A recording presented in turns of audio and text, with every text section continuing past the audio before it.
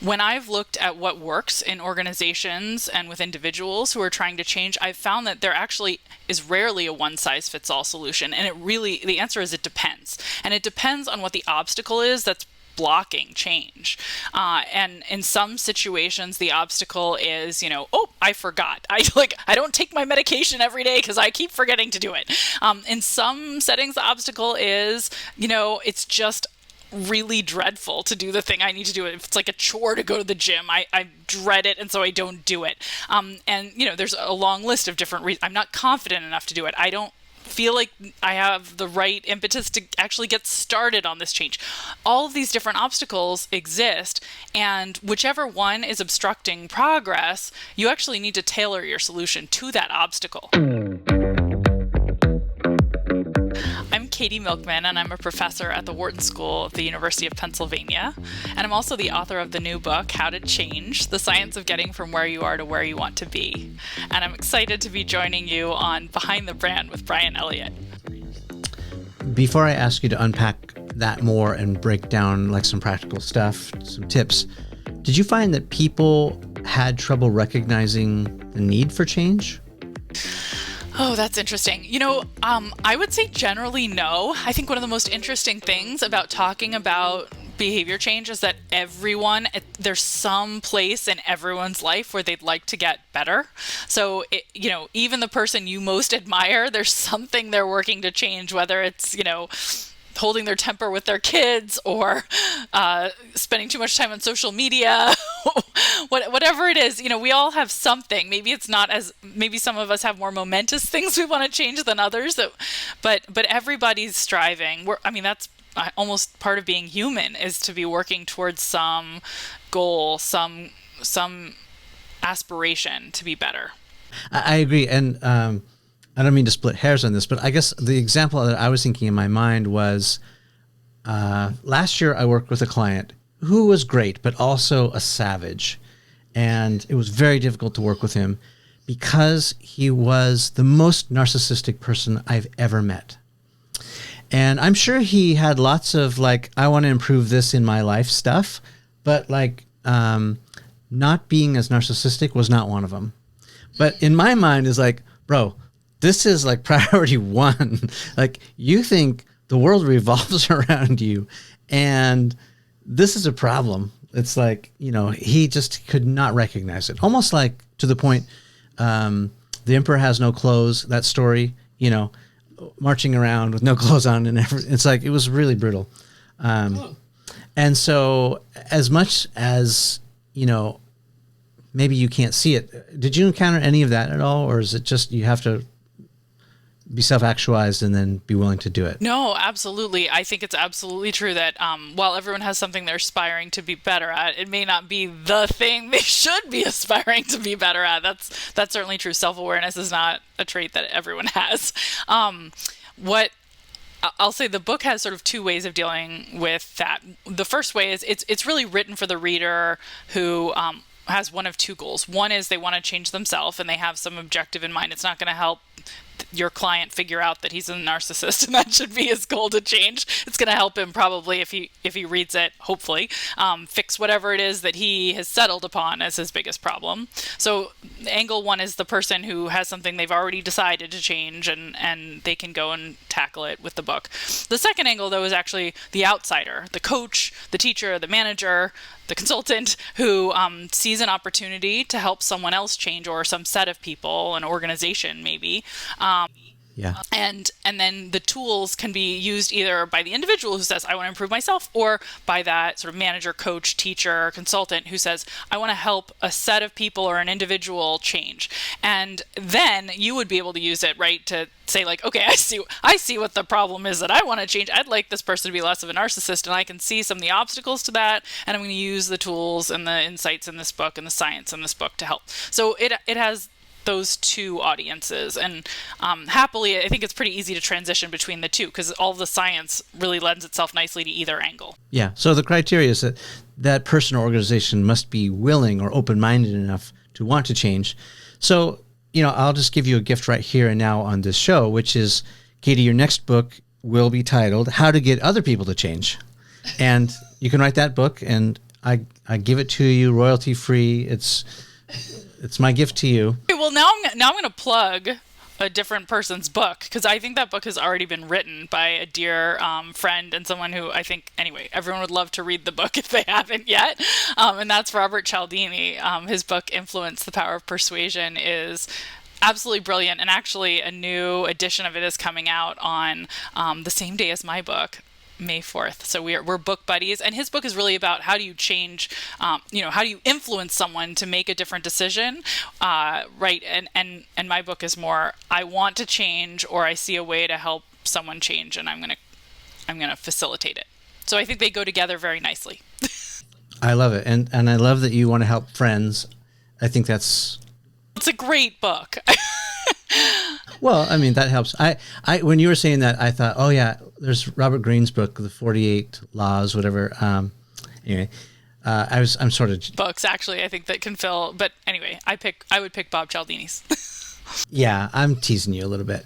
Okay, so let's go back to practical tips that people can use to change. Can you unpack that last thought a little bit more and maybe walk through? So we identified some areas you might want to change. It could be your personality. It could be, you want to grow professionally in some direction. Let's give some context with that and then teach us how to do it. Yeah. Okay. Well, so the first thing you have to do is really understand why you're struggling to make progress on that dimension. So the natural opening chapter of the book is about when to change. So say that you have decided you would like to change, but you haven't quite gotten up the energy to start. So you have to you need some launch pad. What's going to get you over the hump to actually take it to the next level from an abstract idea to an action. So I've written about some work I did on what I call the fresh start effect. When there's a moment in your life that feels like a breaking point between chapters. And it turns out, by the way, the way we think about time in our lives is as if we are characters in a novel, and there are chapters separating, the college years, the consulting years, the years hosting behind the brand, sort of depending on your life. Whenever you open a new chapter, and it can be, by the way, as small as the start of a week, or more momentous, like celebrating a birthday, starting a new year, starting a new job, moving to a new city or home. All those moments make us feel like we have a fresh start and a clean slate, because we have this new beginning in our lives. Whatever wasn't working for us before, we sort of think, that was the old me, and this is the new me, and the new me can do it.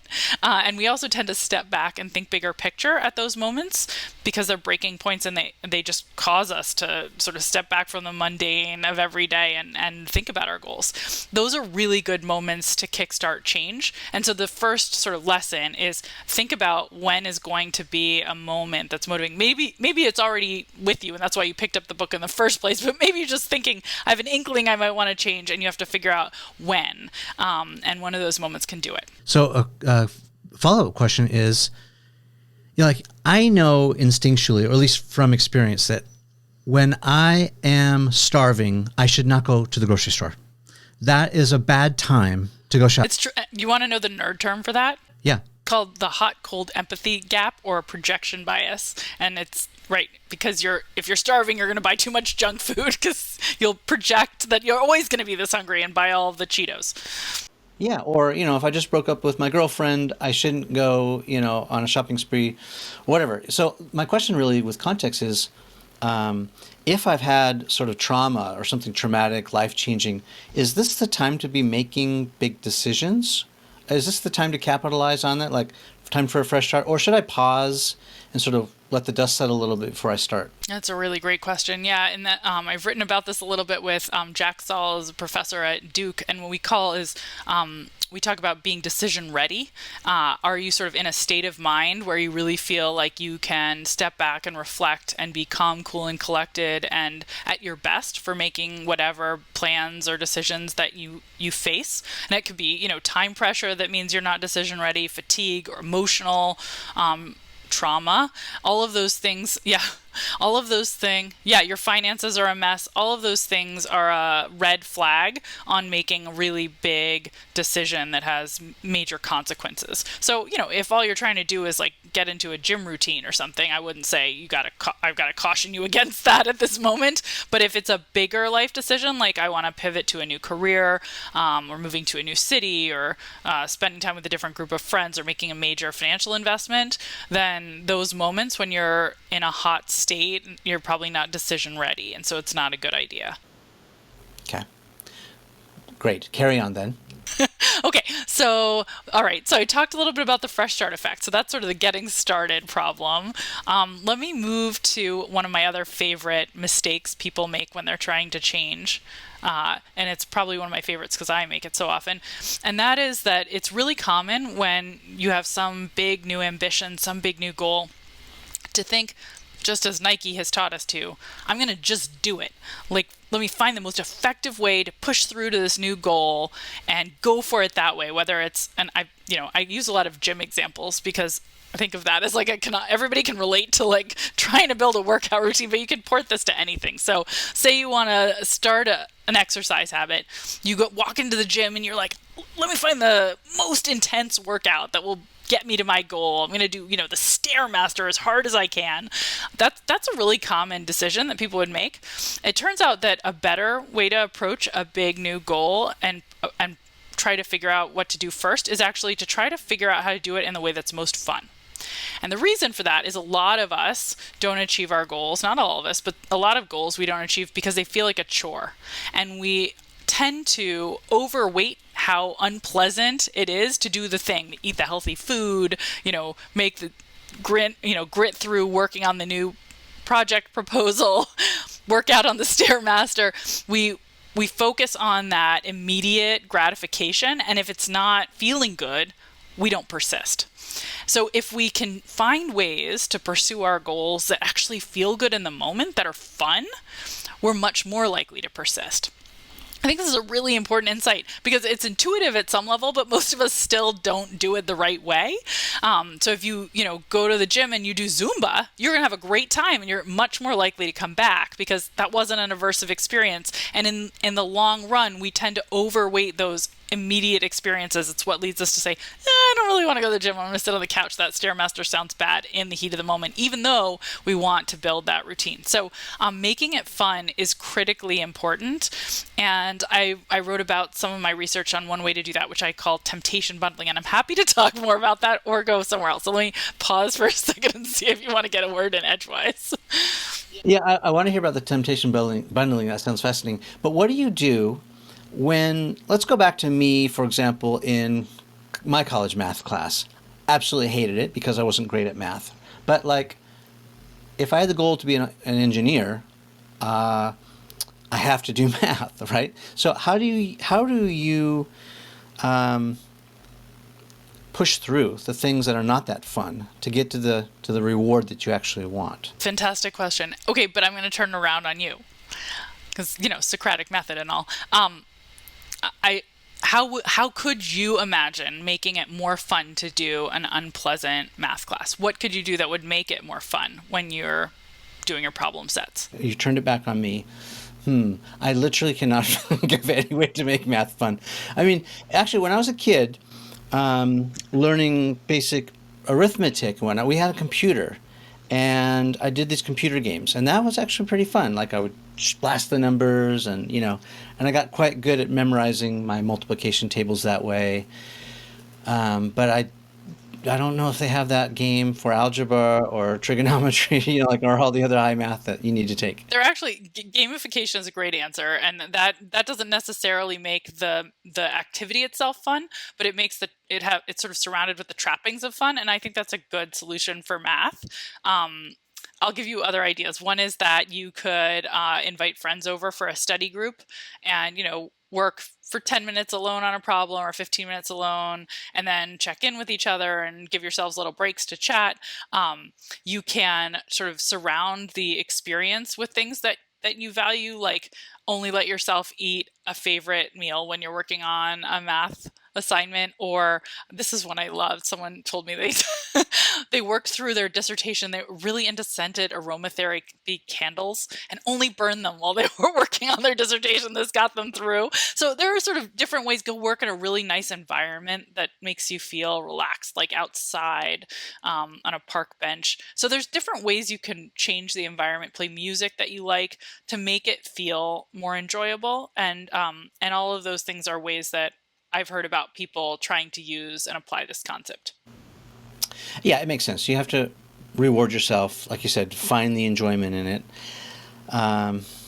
Yeah, I think part of the challenge of being younger is I think it's sometimes hard to see what's around the bend that you can't see, especially when you're really young. You know, you can't think about tomorrow. All you can think about is today, right now, 2 minutes from now.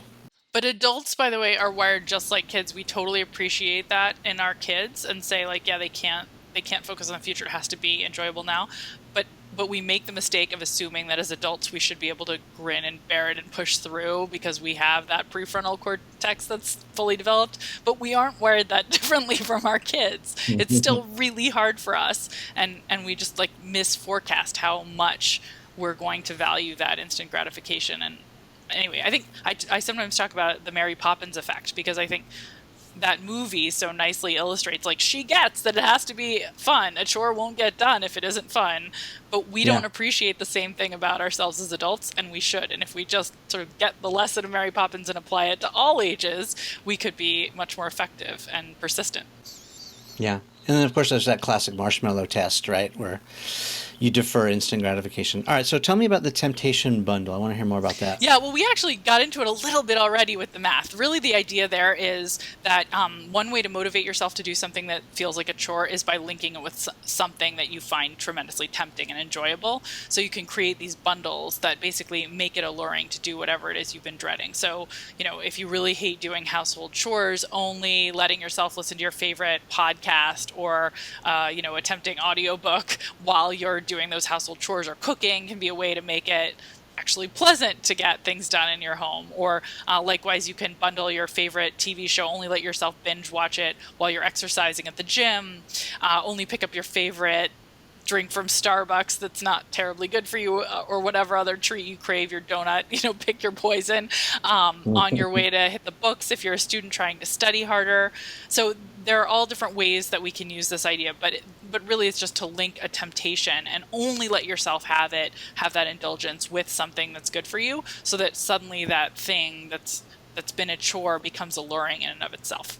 Let's get a little bit personal. So what's something that you've had to push through or gamify or incentivize yourself? What have you had to do to push through something difficult? Well, for me, this actually came straight out of my own struggles to exercise more as a grad student. When I was an engineering grad student, I'd have these really long days of classes, come home, knew I needed to hit my, you know, problem sets, get right into it.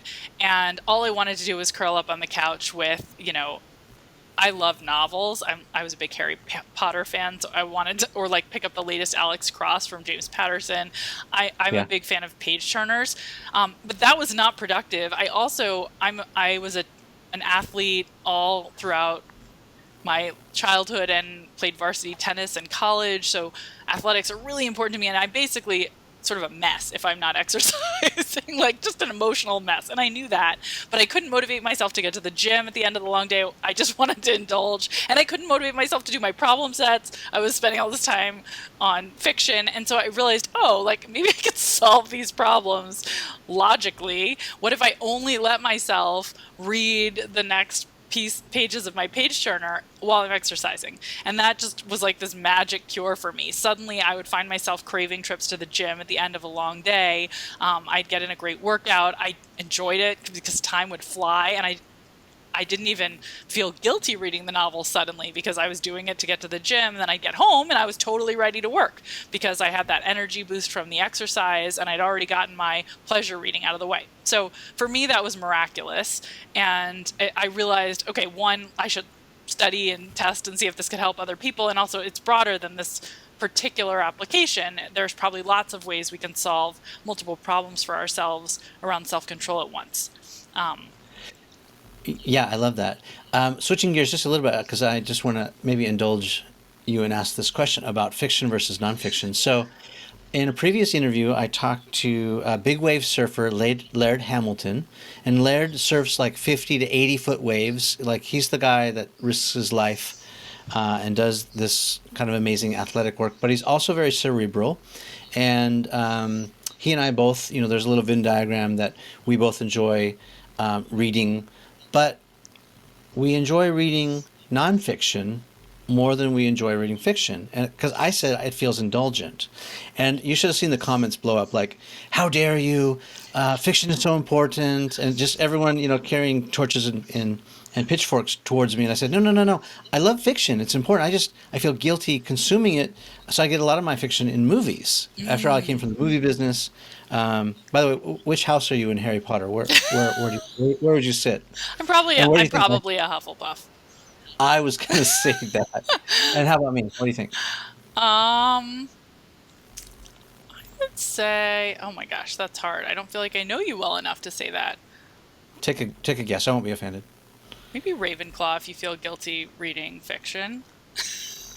Yeah, it's not a bad guess. I think I'm kind of Gryffindor. Gryffindor, but, okay. Yeah, but you're an adventurer. Anyway. So, can you weigh in on that as someone who writes nonfiction? Yeah. Why is it that we feel guilty reading fiction? Is that? No. Oh. No. Let's reinforce. Let's go back. I can tell you. I think you got it. Well, I would like to hear that answer too, but I guess my question is, let's reinforce how important your work in fiction has been to help you write nonfiction. In some ways, I want to go back and do some damage control, but no, I also, as someone who writes a lot, I want to hear that from your perspective. Like, how important is fiction? I just finished watching, for example, the Hemingway documentary on PBS with Ken Burns and Lynn Novick. Oh, it's brilliant. Wonderful. I mean, so good. I love fiction. Going back to the start of this interview, I was telling you about how, as an undergraduate, actually that was an example of temptation bundling. I had to write this thesis for my engineering major, and I was like, how can I read fiction for this thesis? I know, I'll read a decade of New Yorker fiction and I'll statistically analyze it. I found a way to connect this thing I loved, and just like, again, then I bundled fiction with exercise. So I obviously love it.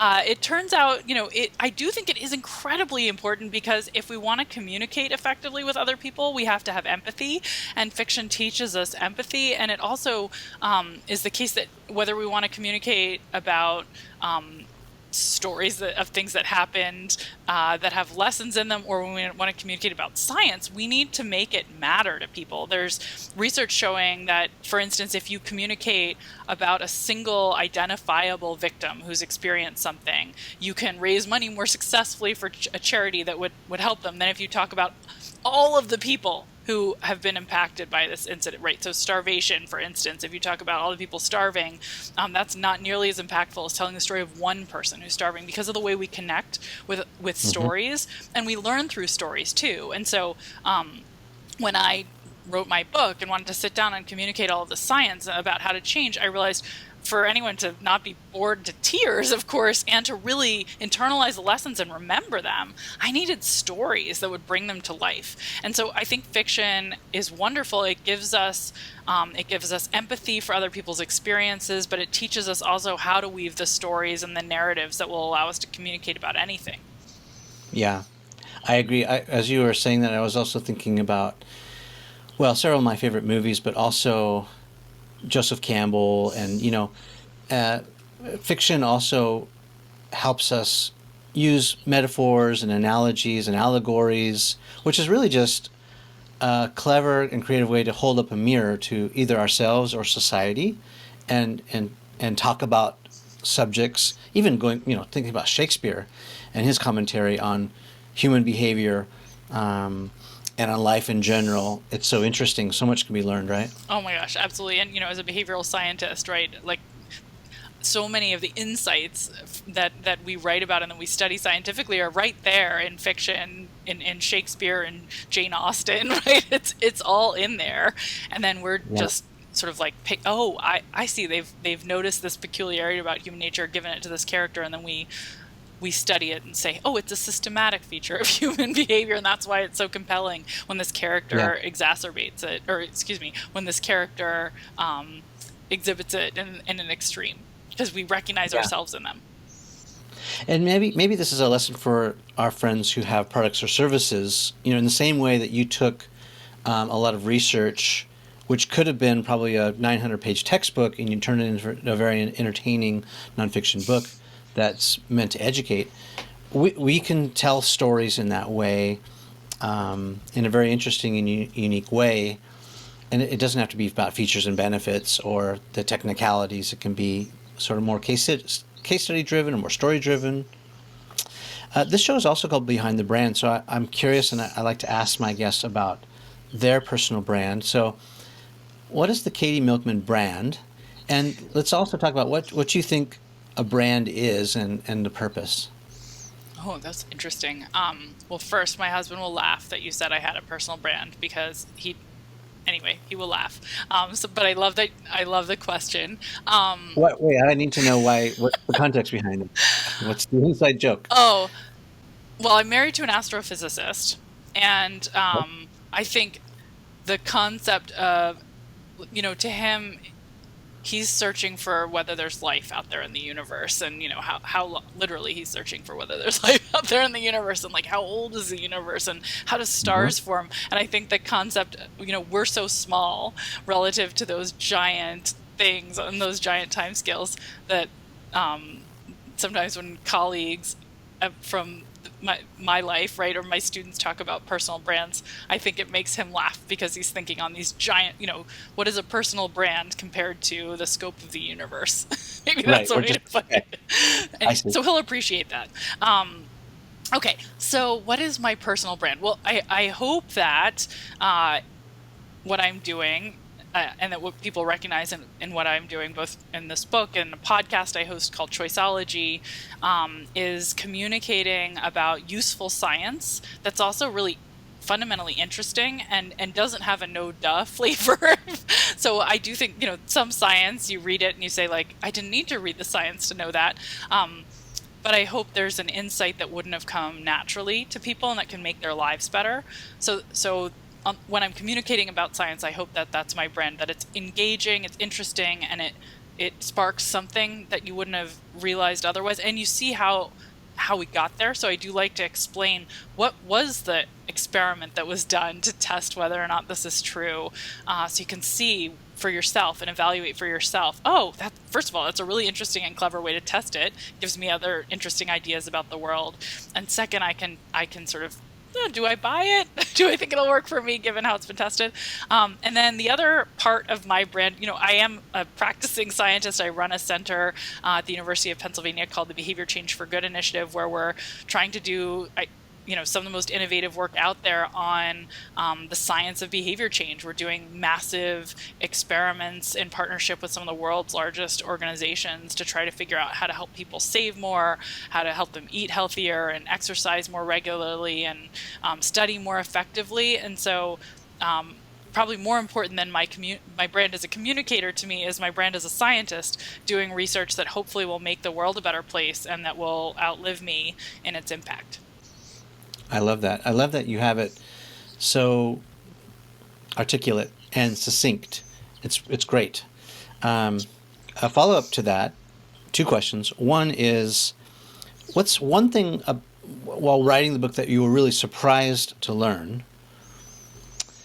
And then the second question that I'll leave you to sort of marinate on while you're giving that answer is, what is something that you believed maybe 5 years ago? You can determine the actual timestamp, but years ago that you no longer believe. Something you held on to as a belief 5 years ago that you now has been myth busted, or you don't believe that anymore.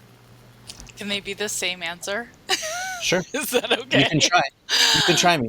Okay. So first of all, the thing that's a little weird about me writing the book is I knew the things I was going to write in the book before I wrote it, because again, it came from this sort of 20-year career. So when I answer the question of what surprised me in writing the book, it's really what surprised me in my career that I then wrote about in the book. And I'm going to tell you about a study that surprised me, a research study that surprised me and intrigued me and changed the way I think about the world. And it was research that was led by a woman named Lauren Eskris Winkler. She's about to start a faculty position at the Kellogg School at Northwestern in July. And she had been studying grit with my collaborator, bestselling author Angela Duckworth. She was Angela's doctoral student. And Angela and Lauren were really interested in the question of what makes people gritty and how to make people gritty and more persistent. So she was interviewing all these people who were struggling to achieve their goals, people, salesmen and women who weren't selling as much as they wanted, struggling students, people who wanted to quit smoking. You get the idea. And she noticed something really interesting, which is that even though they weren't doing very well, they all had really good insights about what they should be doing. And she realized, we spend a lot of our time when we talk to someone who's struggling, coaching them on how to be better and saying like, here, let me put my arm around you and give you some advice. And that's actually pretty demoralizing, because if you've ever been on the receiving end, it's like, oh, you think I'm such a doofus that I've never thought of this before. And you're telling me in your 2 seconds off the top of your mind this problem that I've been struggling with, how you would approach it if you were me. So it's demoralizing. And often they kind of know already how to go about doing it. So she thought, what if we flip the script? What if instead of giving people advice, we actually asked people who were trying to achieve more if they could coach someone else? And maybe that would actually be really effective, because maybe it would boost their confidence. Suddenly they'd realize, somebody's looking up to me and thinks I know what I'm talking about. So anyone who's struggling with that confidence obstacle might suddenly feel, okay, maybe I've got what it takes. And maybe they'd also introspect and think about things that would work for them and then describe those. And they might dredge up insights they wouldn't have otherwise. And finally, maybe they would feel funny telling someone else to do something and not doing it themselves, because after you've said something, like, it's going to be kind of hypocritical if you don't walk the talk. So what really surprised me is that I'd always had that wrong model, the one that she realized was wrong, of if a student comes to me for advice, the best thing I can do is coach them. And obviously, I wrote a book which is for coaching people, so I haven't completely abandoned coaching.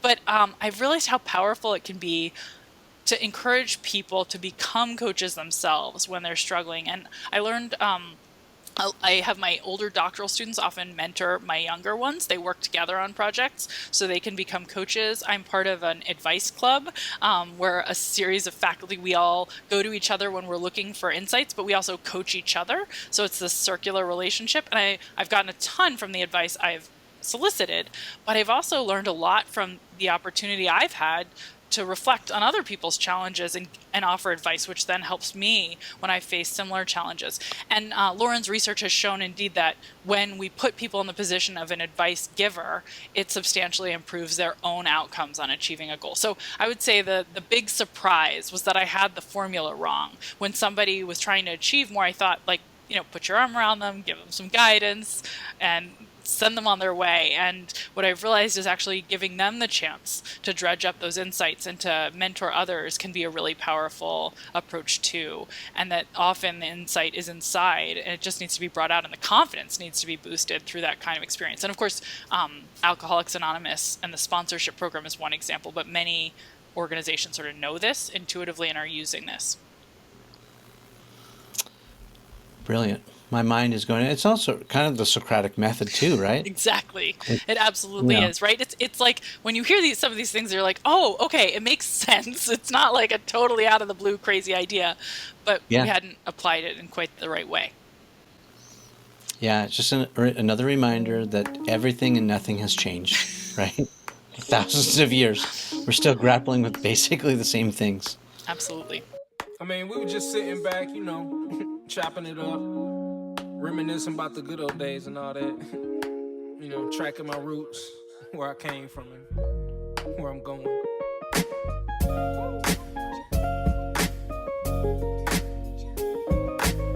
But like I say, man, always said it.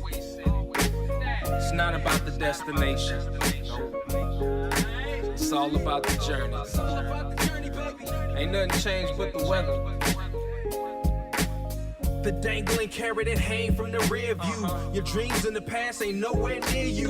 Backseat drivers got nothing but 2 cents. Shotgun riders too biased, they all liars. I should get an A for effort, I'm too tired, but I'm never giving up, that's why I'm kinda admired. Role model, like it or not, I gotta play it. Sugarcoat the rhyme sometimes, but still say it. Said I was quitting at 40 is just a fib. I'm still a kid that's wiping the food off of my bib. You ever wanted something so bad that you could taste it? Cried over every opportunity wasted. Good and bad news, which one you want first?